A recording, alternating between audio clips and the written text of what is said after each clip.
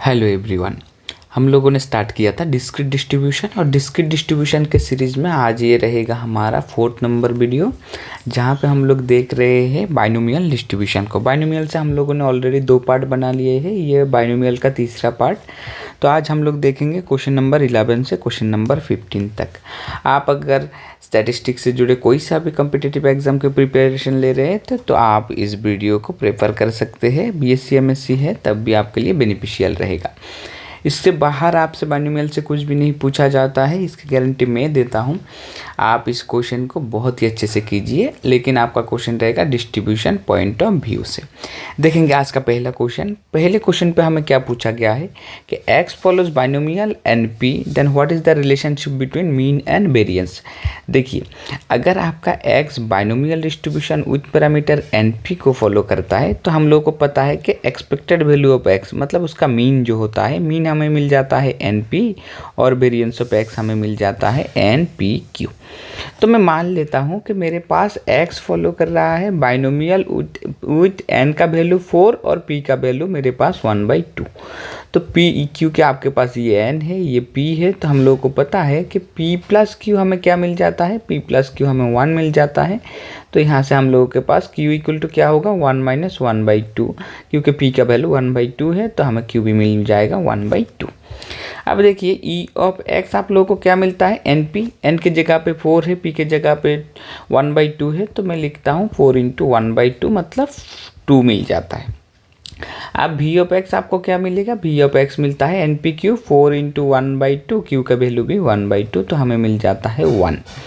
आप देख सकते हैं कि आपके यहाँ पे मीन जो है वो मिला है 2 और वेरिएंस जो मिला है मिल गया है 1। ऐसा क्यों होता है? ऐसा इसलिए होता है, बोले आप लोग पूछेंगे सर यहाँ पे एक क्वांटिटी है, यहाँ पे 2 क्वांटिटी मल्टीप्लाई हो रहा है फिर भी घट क्यों रहा है?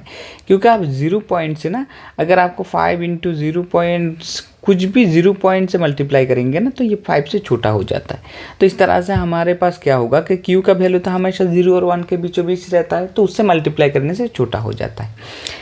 तो हम लोग को हमेशा क्या मिलेगा, हम लोग को हमेशा मिलेगा कि ई ऑफ एक्स जो है, ई ऑफ एक्स का वैल्यू हमेशा बड़ा रहेगा किससे, वेरिएंस ऑफ एक्स। बस आपको ये बात जानने की ज़रूरत है, ठीक है। तो इस तरह से हमारा कौन सा ऑप्शन करेक्ट हो जाएगा कि ई ऑफ एक्स हमारा बड़ा है वी ऑफ एक्स। तो इस तरह से हमारा ऑप्शन नंबर सी जो है करेक्ट हो जाएगा। देखेंगे नेक्स्ट क्वेश्चन को। दिया गया है आपको x follow binomial NP p equals to 1/2, तब अब इसका मैक्सिमम वैल्यू, मैक्सिमम मतलब हम लोग क्या निकाल लेते हैं, मैक्सिमम मतलब स्टैटिस्टिक्स के बाद तो में मोड होता है, ठीक है। तो मोड हमारे पास क्या होता है, अगर x फॉलो कर रहा है बाइनोमियल n, p, मोड हमने पहले ही बोल दिया है कि आपके पास मोड ऑफ x क्या रहेगा, मोड ऑफ x होता है n+1 इंटू p। तो हमारे पास p क्या दिया गया है, देखिए p दिया गया है 1/2, पुट कर देंगे n+1 इंटू 1/2, तो हम लोग को क्या मिल जाता है n+1/2। तो ऑप्शन हमारा ये जो है ऑप्शन हमारे पास रहेगा option number B as a correct option. I hope समझ में आ गया है।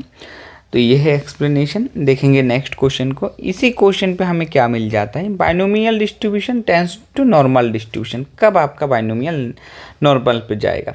आप देखेंगे कोई सा भी डिस्ट्रीब्यूशन ना, यहाँ पे सिर्फ बाइनोमियल हो रहा है ये बात नहीं है, कोई सा भी डिस्ट्रीब्यूशन लार्ज केस पे ना मोस्ट ऑफ द टाइम कहाँ पहुँच जाते हैं, ये नॉर्मल डिस्ट्रीब्यूशन पे पहुँच जाते हैं। तो आप लोग को याद करके रखना होगा एटलीस्ट हमारे पास n का वैल्यू बड़ा होना चाहिए।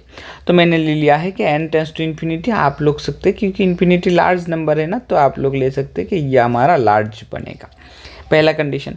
दूसरा आपका NP या NQ दोनों के दोनों क्या होना चाहिए, ग्रेटर देन 5 होना चाहिए। अगर ये तीनों कंडीशन सेटिस्फाई कर लेता है कि ये तीनों कंडीशन हमारा सेटिस्फाई हो गया है, तो आपका क्या हो जाएगा, बाइनोमियल और नॉर्मल पे कन्वर्ट हो जाएगा। तो इस तरह से हमारा ऑप्शन नंबर सी जो होगा वही हमारा करेक्ट ऑप्शन रहेगा, ठीक है। तो ये है उसका एक्सप्लेनेशन। देखेंगे नेक्स्ट क्वेश्चन को, क्वेश्चन नंबर 14। बहुत ही अच्छा क्वेश्चन है, लेकिन आप लोगों को ना प्रूफ नहीं करना है, आप लोगों को सिर्फ याद रखना है कि अगर x फॉलो कर रहा है आपका बाइनोमियल n, p, तो उसके लिए आपका स्क्यूनेस क्या होगा, ठीक है। स्क्यूनेस मैं गामा 1 से लिख रहा हूँ, वो रहेगा q minus p divided by root over of NP q. बस ये चीज़ आप लोगों को याद करके रखना है, जो आपके एग्ज़ाम पॉइंट ऑफ व्यू से बहुत ज़्यादा इंपॉर्टेंट होने वाला है। तो हमारा कौन सा ऑप्शन करेक्ट रहेगा? Option number A as a correct रहेगा। ठीक है, याद करके रखना है, ये रिजल्ट तो आपको याद करना है, एग्ज़ाम पास करना है। ठीक है, ओके। देखेंगे लास्ट क्वेश्चन को। आपको पूछा क्या है? Coefficient of skewness of binomial distribution is 0 when. कब आपका बाइनोमियल डिस्ट्रीब्यूशन का स्क्यूनेस 0 होगा? तो हम लोगों ने अभी अभी देखा है, स्क्यूनेस हमारे पास क्या है? q minus p divided by root over of n p Q.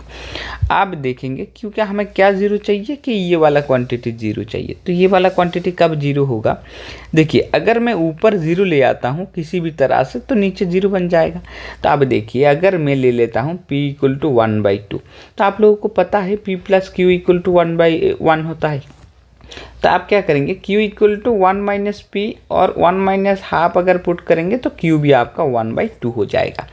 क्योंकि q आपका 1/2 है, तो अगर आप यहाँ पे सब्सटीट्यूट करते हैं कि मेरे पास p 1/2 है, q भी 1/2 है, तो मैं यहाँ पे सब्सटीट्यूट करता हूँ। देखिए 1/2 और minus 1/2 divided by root over of चाहे कुछ भी हो n इंटू, फिर भी मैं लिख रहा हूँ 1/2।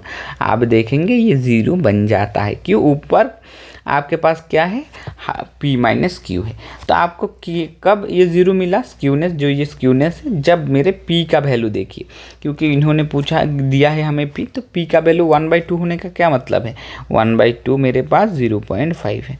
तो इस तरह से हमारा ऑप्शन नंबर बी जो है करेक्ट है। तो मैंने ये 15 क्वेश्चन आप लोगों को बाइनोमियल डिस्ट्रीब्यूशन से कंप्लीट कर दिए हैं। नेक्स्ट हम लोग देखेंगे पॉइसन डिस्ट्रीब्यूशन को।